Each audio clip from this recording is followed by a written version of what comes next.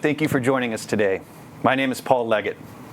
It's my pleasure to share perspectives on building an innovation economy and operating on the frontier with two true innovators, Bob Metcalfe and Sassy Duggleby.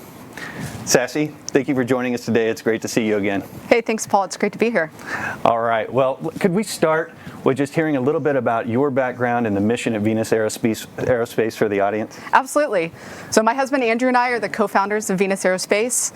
He's a PhD rocket scientist, and I'm an engineer with an MBA. And we're building a space plane that enables 1 hour global travel. So you take off from an airport, you get up to about 35,000 feet where we turn our advanced rocket engines on, and we will then become a glider at about 150,000 feet, traveling Mach 9. Slowly bleed off speed, land on the other side of the world. You could fly Los Angeles to Tokyo in 1 hour, Houston to London 1 hour, and still be home for dinner. And be home for dinner. Be home for dinner, and that's right. Folks, that's Mach 9, so do the math. Well, we're going to come back to a lot of that. So I also want to take an opportunity to introduce Bob. Bob is most famously known as the father of Ethernet, the visionary behind Metcalfes Law, and the founder of 3Com. Among other contributions, Bob has spent the last decade sharing his experience and mentorship in the state of Texas. So Bob and I had an opportunity to discuss many of those observations in a wide-ranging conversation recently.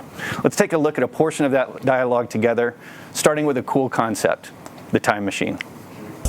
Well, in the 70s, I lucked out and ended up at the Xerox Palo Alto Research Center in Palo Alto, and I've come to view that as having a time machine.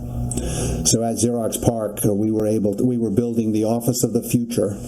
So we created an environment that was the future. We traveled into the future. And for example, we decided to put a computer on every desk, and I know that's revolutionary.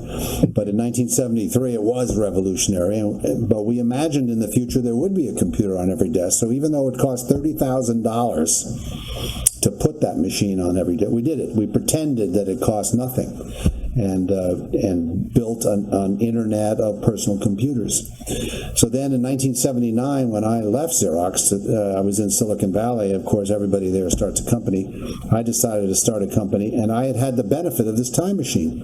I knew what the future of computing was going to be because I'd been there in this time machine at Xerox Research. So this gave my company a big leg up on the fierce competition that exists in the Valley. And that leg up was, since I knew what the future was going to be like, our company invested its developments in a way anticipating that future rather than diverging from that future. And as a result, we became a multi-billion-dollar company.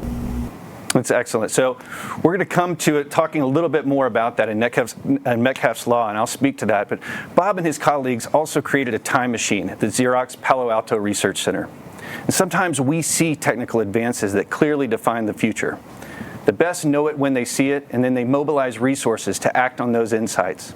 Now, mobilizing resources might be in the form of raising capital, a 6-person sales force, or even conceptualizing a new way to think about network effects to stimulate go-to-market via the now famous Metcalfes Law. In the early 80s, there were hardly any personal computers. They were coming. I mean, Michael hadn't founded Dell yet. That wasn't 84. My company was 79. And we were networking personal computers, but our biggest problem was there weren't any personal computers. And so we had to navigate through the mini computer world. And one of the problems was our customer networks, since they didn't have many PCs, were too small.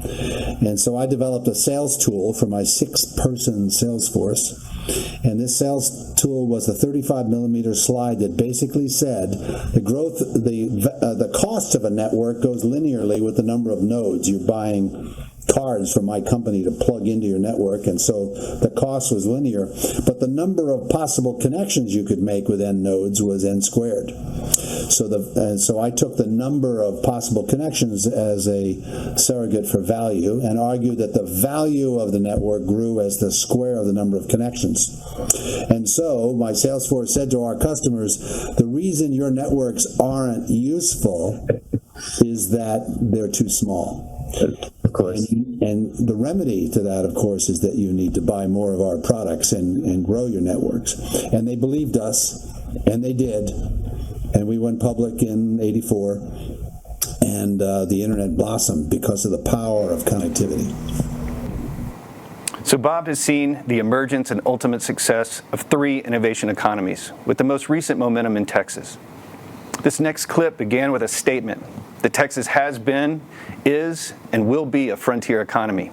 A key question is simply then, what is the next frontier? So the startup ecosystem of Texas in all the cities, not just Austin, is booming, and it's great to watch. So now we're entering new phases of innovation. I mean, so energy is ready for some big innovation, and that's going to happen in Texas. Texas is the capital of energy, and as we move, so for example, geothermal energy is a very promising area. Texas knows how to drill, and drilling for heat instead of hydrocarbons is a coming thing, and it's going to happen in Texas. So energy will be solved in Texas. And then there's connectivity. So the internet has brought us lots of connectivity, so much connectivity so quickly that we now have pathologies. We have, for example, fake news as a pathology of connectivity. So we're going to work that out. We're going to figure out how to do news with all this connectivity we have. And the new internets are coming. The Internet of Things is coming, and that's coming out of Dell Technologies and Silicon Labs and so on. We have a lot of connectivity in Texas. And then the third area, there are more than 3, but the third area would be space. So space is a new frontier, and here Texas is playing a big role in that. I mean, I've been out to Firefly and I've listened to a rocket get tested. God, is it loud! And it's a completely different feeling than developing 5-volt semiconductors. But there is that same adventurous leaning of the Texas culture that I love so much. So this has been my third stint in one of the innovation boom towns, Route 128, Silicon Valley, and now Texas, and that's where you want to be, and that's where we are. That's where we are. And Bob changed the entire arc of computer networking and digital communication to get us to this point. Sassy, any thoughts on Bob's comments or anything you'd like to share in response to that? You know, I think just talking about innovation coming from different areas, really for us, it was living in Japan. We were deployed. Andrew's a Navy officer. We got deployed to Japan. And as he was watching technology come down the pipeline, it was living in Japan that we said, hey, this new advanced rocket engine, not only does it send more payload to space, but it also enables a space plane. It allows us to get home in 1 hour. And being able to get home in 1 hour when you're dragging 2 kids that are jet lagged and overtired, that's life-changing. Yeah, I think that really speaks to that concept of sometimes we see these technical innovations, and if you have a moment to grasp it and say, maybe this is pulling the future forward, you run with that, and you clearly did that. So, absolutely. How we structurally advance advantages such as inputs to the innovation economy, including things like education, infrastructure, risk capital, and deep tech R&D, will in large part dictate how effective this region can be in defining the future.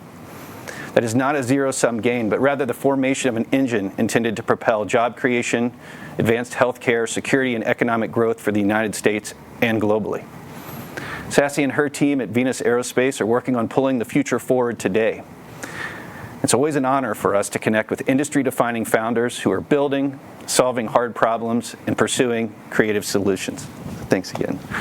Now, when we met in November of 2020, you were contemplating a move to Texas that framed a portion of our conversation, and you've since made that move to the Houston spaceport. So, why Texas? I'm a 7th-generation Texan, so Texas blood runs deep in my veins. I actually grew up in Plano, met Andrew. We were freshmen at Texas A&M, graduated from A&M, and ended up moving away, and then he was back as a professor at A&M. We were in Southern California for almost 5 years working for Virgin Orbit, which is Richard Branson's small satellite launch company, putting a rocket on the wing of an airplane. Yep. And we were a 2-body family at the time. Andrew was out at the Mojave Spaceport all the time. I was working in Long Beach. And we knew when we started Venus, we needed a location that could be a single spot where we could test our engines, fly drones, fly planes, and started looking all around the country. And Houston Spaceport came up, and we went out and met with Jimmy and Arturo at the spaceport and said, here's what we need to do. And they said, you can do it all here. And so not only is cost of living better, all the tax benefits, but The ability to truly be home for dinner, let's test a rocket engine and get our kids to swim team. Yeah. That was a driver in our decision to get to Houston. I love it. And now that you're here, are there any additional non-obvious insights that you could share about the local ecosystem? Absolutely. The thing that has surprises me the most is the aviation and aerospace accessibility that is in Houston. So yes, Johnson Space Center is there, but the people at NASA are extremely excited about what we're doing. We go on walks in our neighborhood and we meet a grandfather who's walking his child or his granddaughter who's 7, pick up a conversation. It turns out he was the lead shuttle engineer for landing gear. And landing gear is really hard. And he said, here's my cell phone number. Give me a call. I'd love to help you. We go to dinner in Houston and meet a couple astronauts, and they say, active astronauts, and they say, can we come to your hangar and get a tour? We're excited about what you're doing.